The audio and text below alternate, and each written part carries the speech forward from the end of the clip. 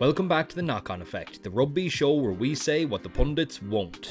Andy Farrell has just named his first Lions team and there's some big calls. In today's video, we're going to go through the team, give our thoughts and break down the match against the Pumas. Let's get stuck in.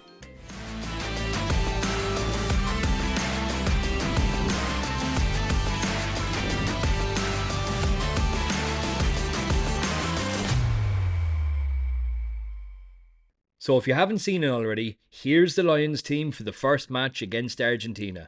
With a lot of the Leinster boys still recovering after the URC final, this is such a good opportunity for players to lay a claim to the starting jersey. Before we get stuck into the team sheet, make sure to hit subscribe as we'll be covering the full Lions tour like no other. All the team news, match reactions and shenanigans, so hit the bell icon to stay up to date. Ellis Genge, Cowan-Dickie and Finlay Bealham make up the front row. Genge was one of the only good things to come out of that Netflix series. I have great time for him. He seems like a really good young fella and gives his all on the pitch. Realistically, I think a lot would have to go wrong with the Lions to have Cowan-Dickie as the starting hooker. That's no disrespect to him, but personally, I'd have both Sheehan and Kelleher over him. That being said, I'm sure he'll know that a huge performance is required to make Farrell consider him, so hopefully we'll see that from him on Friday night. Likewise with Finlay Bealham, the injury to Xander Fagerson is a big blow for the Lions. You'd fancy Farrell to start the tests, but there's still quite a bit of unsureness around his fitness. Does he have 60 to 80 minutes in him? I don't know. Bealham could play a much bigger role than any of us would have predicted a couple of weeks ago. He can blow a bit hot or cold. Last year's autumn series put him under huge pressure, and I'd expect the powerful Pumas scrum to do the same, so it'll be really interesting to see how he holds up. As for the second rows, no surprises here. Tadhg Beirne and Maro Itoje. I can imagine saying those two names in conjunction with each other for the foreseeable.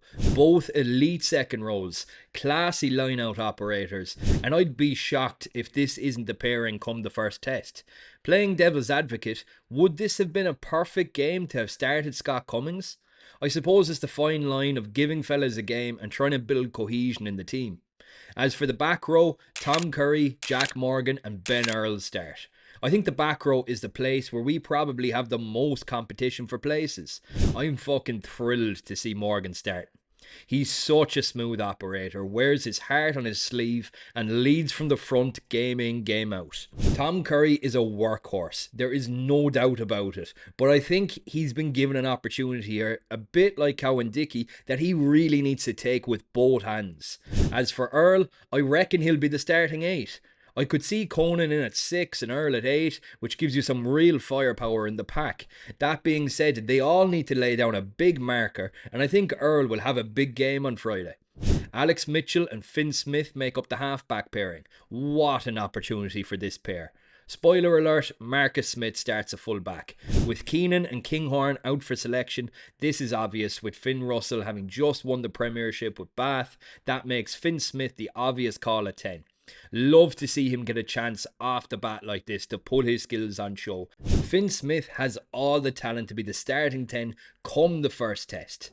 Alex Mitchell finds himself in a very similar predicament. We still don't know where Gibson Park lies in terms of his injury, but Mitchell has had a stormer of a season when it comes to the Saints. This is such a good chance for him to show that he should be the starting 9 regardless. As for the centre partnership, I can't wait to see this duo link up. Bundee Aki at 12 and Tuipulotu at 13. Fuck me, what a formidable partnership in the midfield. I can see these two causing some real havoc. Both extremely explosive and with a serious turn of pace. Defensively, they're built like brick shithouses. Just imagine taking a crash ball against these two. Finally, the back 3 is made up of Marcus Smith, a fullback, Tommy Freeman on one wing and Duhan van der Merwe on the other. Smith didn't have a great season with the Harlequins, crashing out of the Champions Cup after their 62-0 defeat to Leinster. During the Six Nations, he was shoved back to fullback to accommodate Finn Smith at out-half. Will this be his new favourite position? What do you guys think? Freeman has been electric with the Saints. But for the Lions, could we finally see the pressure get to him? As for Van der Merwe, this is a huge opportunity for him to prove that he deserves that starting jersey.